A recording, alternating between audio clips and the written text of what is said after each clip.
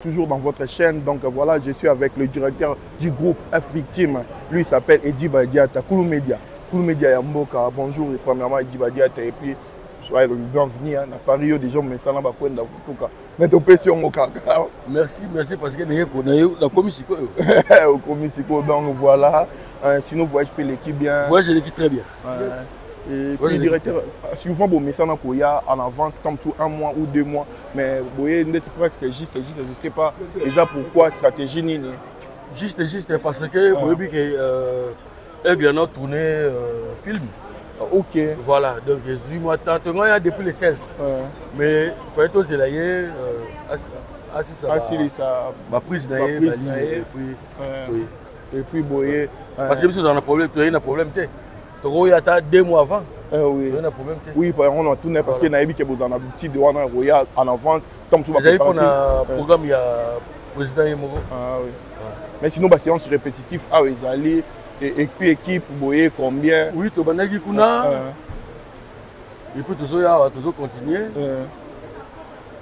3-4 jours. Et puis, tu es Portugal, Tozongi, Lyon, Bordeaux.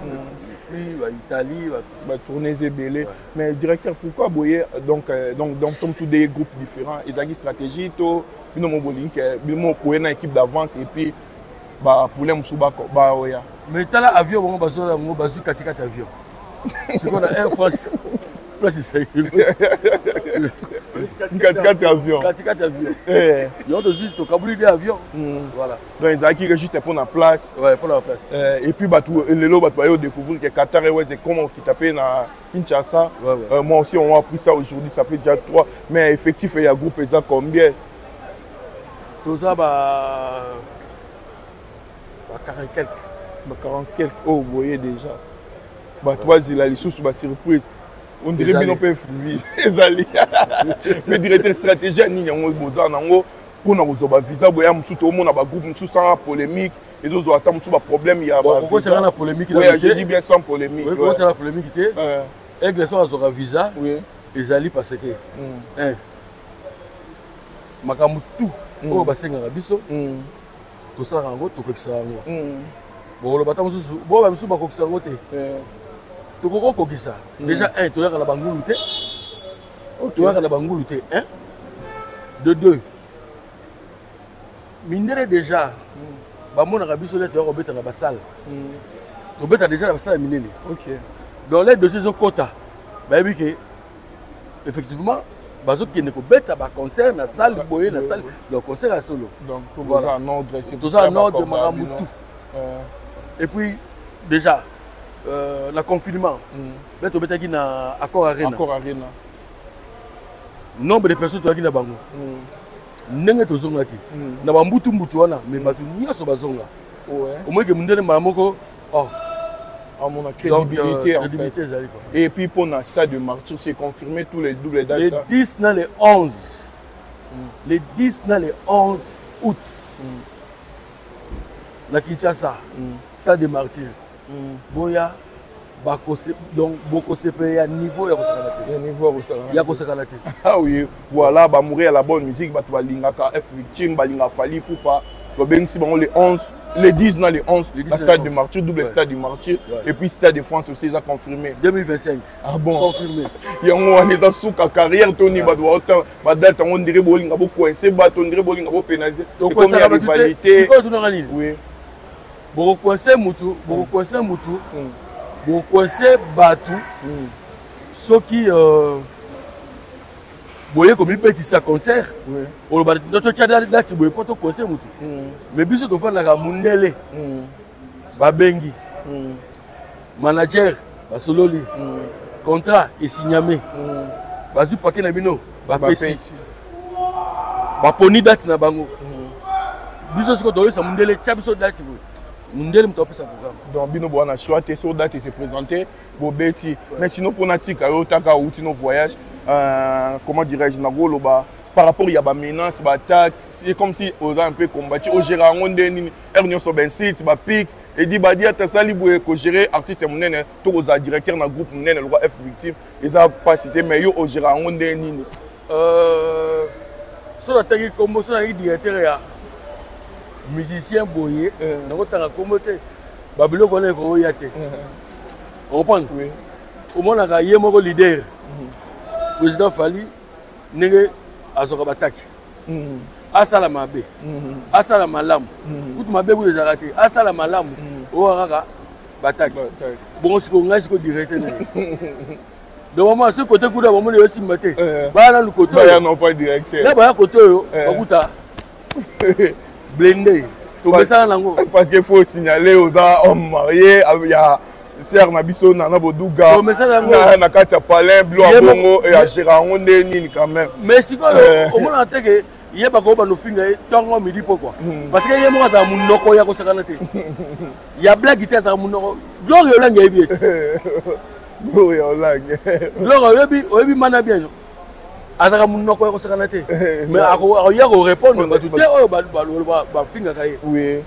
pour l'éducation akoyate mais ça la caméra coup de caméra sur pour la studio tout le monde a studio inauguration ba félicitations na e à Kinshasa vraiment tout le monde qui donc akoya fongoli ngo ba nikolo ba niko répondre parce que mutu na ebele ba finga kai na bité soki ba ko matina ba comment tourna est-ce que asala na groupe F victime asala na groupe F victime te asa madame nanga asa mosi nanga asa mosi nanga mais si quoi le quoi ça moi si ya directeur soli kamo salami en plus elle a sous journaliste vous comprenez oui mais si quoi journaliste là bon mon gloire langi to sana ya oui bon le bel côté mais le quoi il y a ça moi si nanga il faut voir le bagage parce que azana nous journaliste oui pour ba doit banga tant sous comment ba limite sous tant sous ba no pexé ayamba mission hôtel ayamba mission parce que yo za directeur quand même il y a groupe F victime tu vu quand même des musiques qui kenda te mana ano ya mané batunyeso mais mutunsu sazomona so l'émission émission ya moi c'est directeur ya Fally on comprend oui mutu artiste émission voilà oui mais ça y a boya batou voilà c'est ça merci beaucoup directeur Edi Badiata donc pour l'interview au donc bateau va finga bateau va loba bateau va zo finga mais ça corrompt bateau va finga corrompt mais ça moni mana lelo na éviter ceux qui a vu carte na crédit a tché a vu mouton no finga a finga chaque jour a vu carte crédit a tché botala tant que la carte de crédit non mais na lobi yanga te na lobi kaka ya mana belle homme et belle femme donc sinon peut pas comment dire mais noir mais bino boya ba otaka ba print bolingité ba musuba zo ba visa ka bino est-ce que là sur pena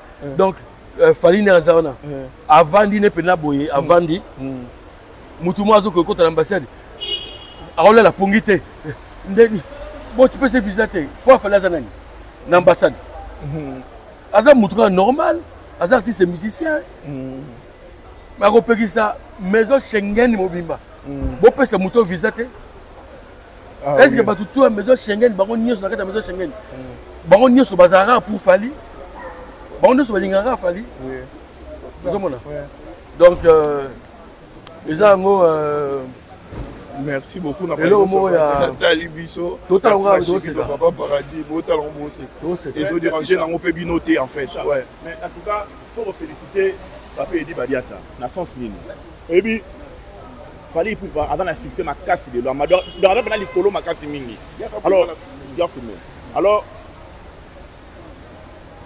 voilà nanga na le belo moko en tout cas picha faut féliciter papa Edi Badiata pour nini Fally Ipupa avant la succès makasi amati makasi lelo mais il faut pas te bosser na bateau basala wana pembe na depuis bandeli ça y est toujours oh bataka koni na moto pour monter continuer ka ko pela et ça ba papa otozana lelo awa en tout cas papa Edi biso ba warrior biso ba leki yaya pour sengoka merci na ndenge za toujours wana pona kotia koni ça dit kotia koni na moto pour monter pela kaka ozala depuis bandeli ba tout bosana ka ozala depuis bandeli vraiment merci beaucoup. Merci à Warrior Nyoso pe, merci à Warrior Nyoso, il y a le monde entier.